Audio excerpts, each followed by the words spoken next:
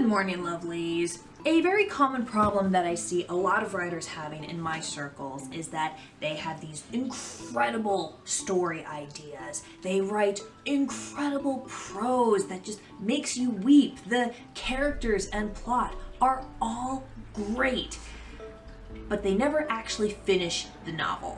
And look, that's fine for hobbyists, okay? But if you want to be a professional writer who gets book contracts and sales, you need to be able to produce a completed manuscript. So today I'm going to give 5 tips on how to finish your damn book. Number 1, outline.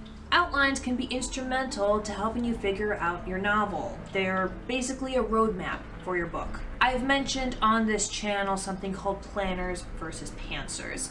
Planners are the ones who use outlines. They plan the book, and pantsers don't, preferring to fly by the seat of their pants. Other common names for them would be architects versus gardeners. Pantsers or gardeners, they're the ones who tend to find outlines restrictive or otherwise stifling. But I implore you, if you haven't tried outlining yet, give it a shot now. Even if it's just a bare bones, the characters start here, this happens to them, and they end up there. When you have an outline, you never write yourself into a corner because you've already thought everything through. You also never have days or writing sessions where you're stuck wondering, what do I write next? Or how exactly are the characters getting out of this mess? Because you already got all that planned out in your outline. With an outline, your chances of finishing the novel go way up.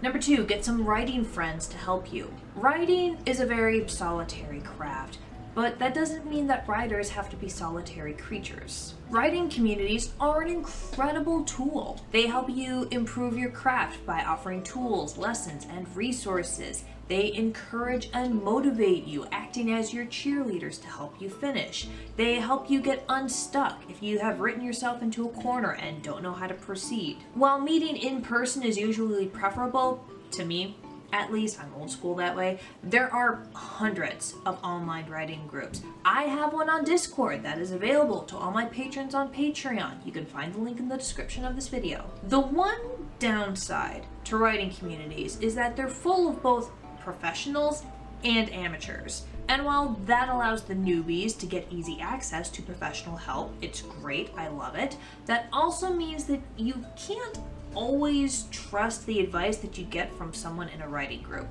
A writing coach eliminates that problem. A writing coach is someone who coaches you through writing your book. They are your guide, your cheerleader, and your teacher. As such, they have different packages for different needs. Some writers only need help with outlining, world building, and character creation, and then once all that's sorted out, they take it from there. Other writers need help with every step, and some writers mostly just use a writing coach as a way to encourage them to finish their novel. The coach will set deadlines and reminders to you to complete certain parts of your book. They'll help you brainstorm ideas for what happens next in the story if you get stuck. Some coaches might even help you with social media, finding a literary agent and publisher, and promoting the book once you have a contract. And if you're wondering, where can you find one of these magical creatures? Well, you're looking at one. I offer cheap coaching services for every level of the writing process, so if this is something that might help you out, check out the link in the description of this video. Number 3, give yourself a deadline.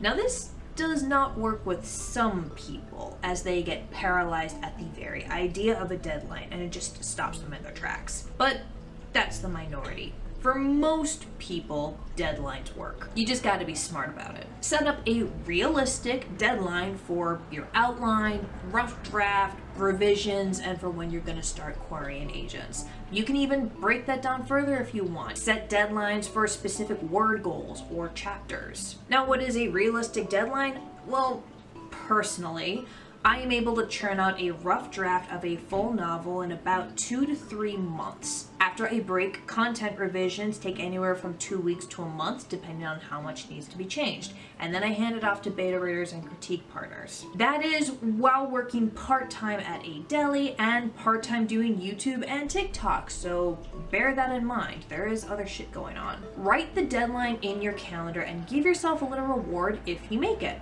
I'm not talking punishments. We're not about that BS. Just Reward yourself if you make it, nothing if you don't. Maybe you splurge on a nice dinner, or you bake yourself a cake, or you go out with friends for a mini party. Whatever. Number 4, eliminate distractions.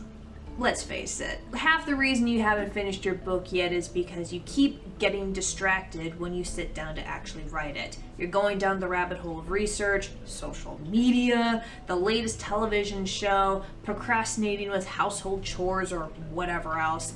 If you want to finish your book in this lifetime, though, you have to eliminate your distractions. Stop researching as soon as you get enough information to start writing. Turn off your social medias and TV. Schedule another time to do your chores. Sit your ass down and start writing. And number 5, do not work on other projects. Most writers have multiple story ideas and projects going on at the same time.